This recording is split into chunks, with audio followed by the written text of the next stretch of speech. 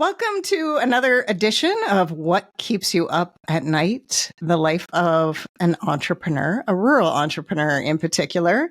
Today, we're joined by Philip Morris and Elaine Beck from Retro Rollers, located in Stratford, Ontario and area. Welcome. Thank you. Hi. First, I'm going to ask you, what led you to going into business for yourselves? Oh, that's a great question.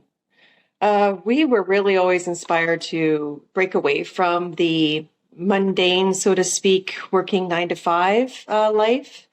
And not only that, we were just looking to live versus exist ultimately. And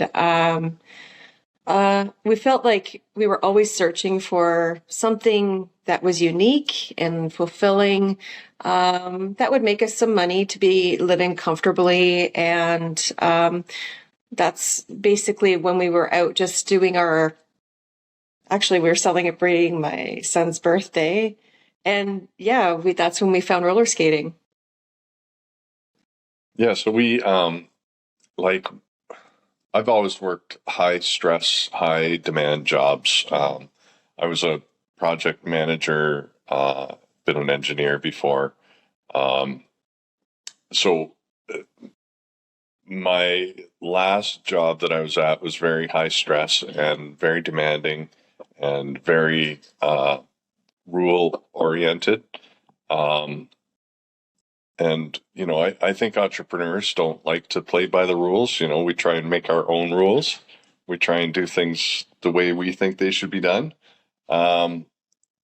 So, yeah, we both kind of had it with, this being under someone else's thumb, always being told what to do and how to do it.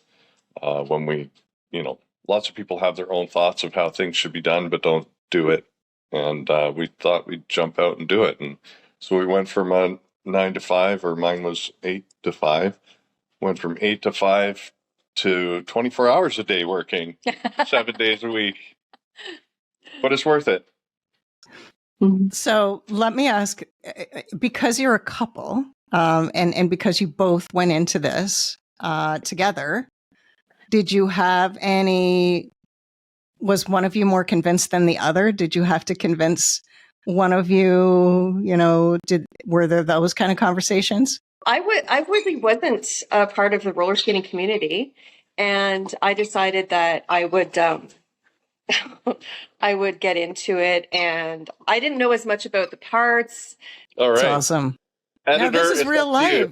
This is real entrepreneurism. Yeah, absolutely. I get it. I totally understand.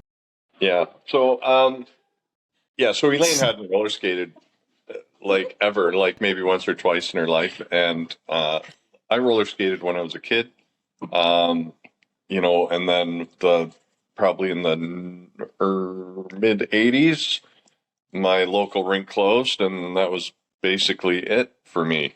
There was nowhere else to roller skate or nowhere close to roller skate. There was one roller skating rink in Mississauga, and it's still there. But that was it. That was it for Ontario. And so I think everyone migrated to rollerblading, which is a bad word in our society. There's nothing wrong with rollerblading. It's actually just a completely different type of activity. It's like basically saying a motorcycle versus a car. So we've never really connected with rollerblading. It's not the same thing at all. And it's great for speed, getting from one destination to another. But very few people that actually use inline skates do dancing and that sort of thing. It's very, very, very few. It's very technical. Rollerblading seems to be a very technical sport, where roller skating, yes, it's technical when you do dance moves and stuff like that. However, it's a group-oriented activity, and this is why we got into roller skating, is because we saw the groups of people interacting with each other. We grew up. We're old enough that we didn't have cell phones when we were growing up, and the internet wasn't a thing. And what we did for fun was we hung out with all our friends. So when we went roller skating, we saw that. We saw that again. The kids didn't have cell phones in their hands, and they were all talking to each other and having fun and laughing. And even though they were falling down and hurting themselves, possibly, they were still having fun. And it was more like falling and like making fun of yourself, because if you can't make fun of yourself, who can you make fun of? And excuse me, it was just very, I don't know, reminiscent of the kind of lifestyle that we wanted to live and who we are to the core. And, we had both at that time in our lives been resetting our lives. We had each left each other's spouses, just trying to gain a different type of life that was better for each other, ourselves. We connected after, of course, and it's been interesting just going and living with your heart, but making those decisions and validifying them with your brain, with all of the experience that both of us have brought from our pasts, and making it a really strong future for ourselves and each of our children. So it really worked well with our lives. I think we're stuck in we can see it more and more. People are stuck in their mundaneness of life. The mundaneness of life. You wake up, you go to work, you come home, you make dinner, you sit on the TV, or you sit and watch TV all night, or scroll on your phone all night. And it's I don't know, there's more to life than that, right? And we love entertaining people. I guess we're entertainers. We love bringing joy to people, and that's what got us into this, really. Like, it was like we were experiencing joy, and we were like, oh my gosh, everybody's got to learn and know about this. Everybody we should have to share this. Enjoy joy. Yeah. And so did it start out as a hobby, and then you thought, wait a minute, we can make this into a business? Yeah, so we actually, the first year before we incorporated or anything, we bought, now our cat's going to start meowing. We bought a bunch of old rental roller skates off of somebody, and we opened up, we rented the rink, the local rink in where we live, Wellesley. We rented that rink for the summer, and we had some kids come out and some families and stuff like that. And we thought, how great is this, And then we just happened to, so we knew about the North London Optimist Community Centre. Yeah, that's where we skated. And for that good solid Right. portion of time, we went every weekend and skated for each of the time. They had 3-hour sessions. So we skated for a good 6 hours every weekend. Every weekend, yeah. And that was our exercise. Because we had met as long distance runners, this was sort of a way to keep our running. We kind of had to move over from running because my physicality, my knees weren't really doing so well with it. And roller skating just seemed like a great alternative to that high impact. So going into a high yielding, low impact exercise like roller skating is, it was just much better for me physically. So we were doing that together until we did end up incorporating and then continuing on. But yes, we did continue roller skating. So the City of London actually put out a tender to provide the rental roller skates for their roller skating programming that was going on in the city. And so we applied and put in a bid for the tender, and we ended up getting the job, or the tender. We ended up winning that bid, and we've been there ever since. So we started there. We bought a bunch of new roller skates for there, and incorporated our business so that it was legitimate. And we also we hired a person to work there just to help us out. And we'd go there every weekend and every Wednesday So when we got that contract, Elaine actually quit her job and started working for the company full time. And a decent job in a law firm. So I was doing really good. I actually liked my job. It wasn't fulfilling me, 100% fulfilling, which, I mean, I would say 97% of the world out here can say the same thing. But I was ready to detach. And so I jumped in with both feet and just made sure that at least one of us could go wherever work needed us to go. And so London really worked well for us as a jumping point, and kind of it's been ever since really a starting point for all of our jobs that we do remotely. So it's been an excellent program, and there have been a lot of people change over. I say a lot. I would say about 3 different people change over, and we've been able to work with every single person really, really well. Within the city. Within a city, I'm speaking specifically. And and it's really always comes back to being about the community. It is a community center. It's not exactly the way roller skating looked 40 years ago. But that also goes in line with why we called ourselves retro rollers, from the perspective of everything old is new again. So we really wanted to give roller skating what it once was, a facelift. Yes, our dog is wanting back in the house again, so I'll keep talking. Sorry. No worries. So I did see that in London in particular, and actually some, my municipality of Thames Centre in Dorchester, there's been some really interesting, in particular in London, within Westmount Mall, there was some roller skating opportunities. Where did that idea come from? And how, like, what were the logistics of even putting that on? So the mall skate at City Plaza, that's the one you're speaking of? Yes. Sorry. Yes. Not that there's so many mall skates, but yes. Well, Phil has always been extremely diligent in knocking down doors. That's one of the hats that he wears and is quite proud of. He knocks down all these doors. He gets probably one yes for 20 no's. Sure, it's 100 no's. Yeah.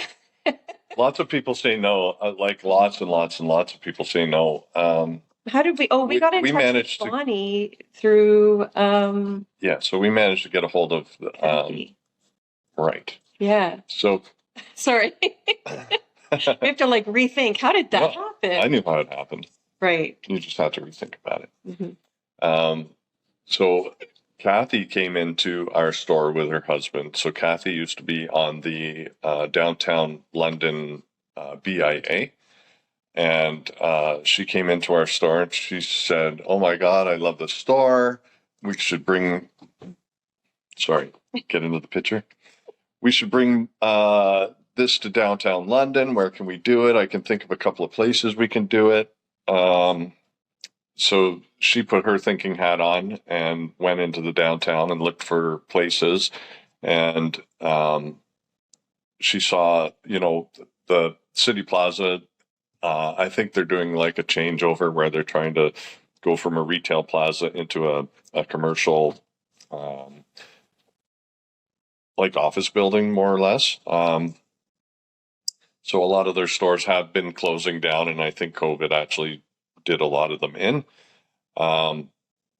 So they ended up shutting down. So she said, "Oh, there's this great store in the plaza that we should do roller skating in." And we went into the store, and I kind of sort of went, "Well, it's not very big, and the floor is not very good." And then Bonnie from City Plaza said, "Why don't we do it in the mall? Why don't we do it in the corridors of the mall?" And I said, "Yeah, let's do that." And that's how it all sort of came to be. One interesting story I have to say, when we were running the most recent one, which was last December, So at the time, I have my so-called hat on of bringing in admission and doing the rental tickets and everything. And Bonnie's sitting beside me, and I just turned to her and I said, "What on earth made you say yes?" Because even ourselves, like we go, so many doors just close without even asking pertinent questions. And she was just a yes person, and she was just very open to it. And she just said, "I can't see why not." And I really feel that we're so, like he said earlier, rule oriented, that when you come across a human being that understands how important it is to live with your heart and do things with your family that are memorable and create memories, it's not about money. Money holds us back. In terms of liability, which we have insurance, we have set ourselves up for success, but we get those doors closing, and it gets you really, if you think about it too much, it gets you upset. But we keep pushing forward. And with someone like Bonnie and Kathy, and so many others that have been welcome to change, to welcome to doing things differently and outside the lines, coloring outside the lines. It's wonderful when you start to see all these kids coming in, like Bonnie was firsthand there to see families together and adults smiling and happy and excited. And I feel that more people like her need to understand that this is an option. This is something that we are offering to the community here, and we're really just trying to do good for everyone.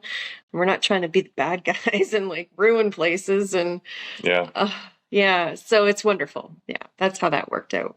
We have a lot of people that claim that we're going to ruin their floors. That's the biggest thing that people say. You're going to ruin our floors. You're going to wreck our floors. But we say, like, do people walk in high heels on your floors? Do you put tables on your floors? Do you put fold up chairs on your floors? Do you allow people in with running shoes, because the material on the bottom of your running shoes is the same thing our wheels are made out of? Wheelchairs. Do you let wheelchairs in your facility? Yeah. So there's so many, like, it seems like an excuse. And, even if it is a wood floor, you need to refinish it every so often anyway. And that's kind of the way that the City of London looks at it. They have a facility, and it would sit empty if they said no to everything, right? But they're in it for the community, and so are we. And I think that's why we work so well together with the city. It's because and each other, right? Yeah, because we're in it for the people. We're not in it for, like, yeah, we have to make money. We have to keep the business going, because if the business goes down, then there's no more roller skating. So we do have to make money. But it's not like we don't make a lot of money. Yeah. But your lives are so much richer. I hear what you're saying in that.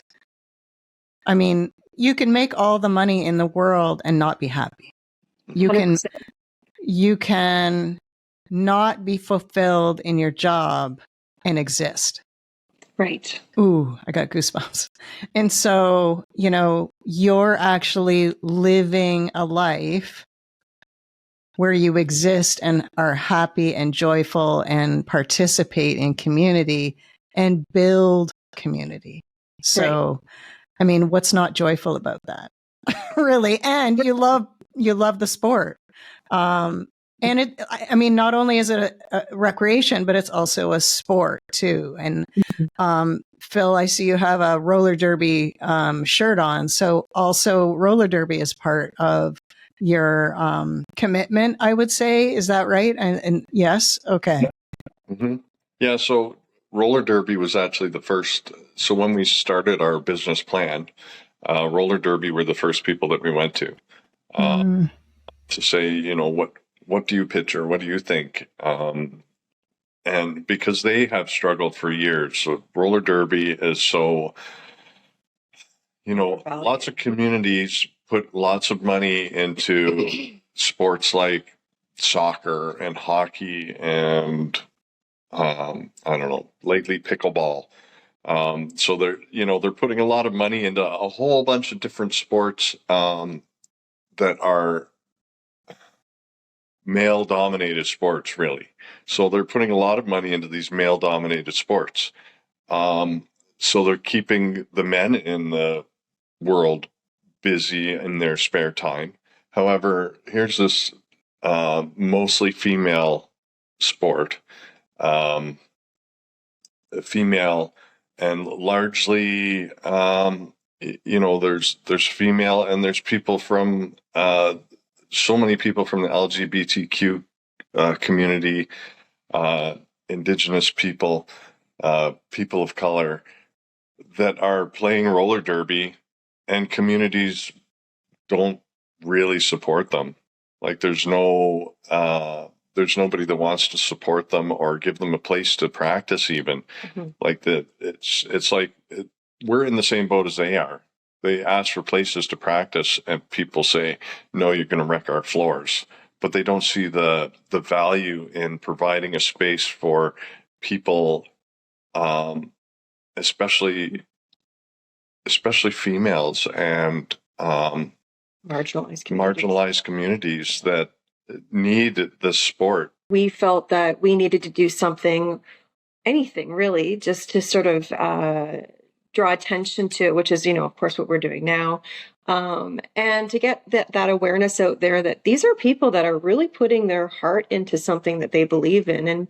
And perhaps it's a great example of what we need our children to see in activities that aren't just sponsored, for example. Like maybe doing the work beforehand and after makes you a better all-around person that values an activity that includes the people that, for example, aren't that perfectly fitting puzzle piece in the grand scheme of things. We all don't fit into all of these activities that are funded properly. The ones that aren't being funded properly are better for us mentally in the long term, so it's such a great sport. And this is why we felt compelled to access them in the community and to bring awareness to it. Aren't Philip and Elaine amazing? We had such a great conversation that we had to split it into 2 parts. So you're watching part 1.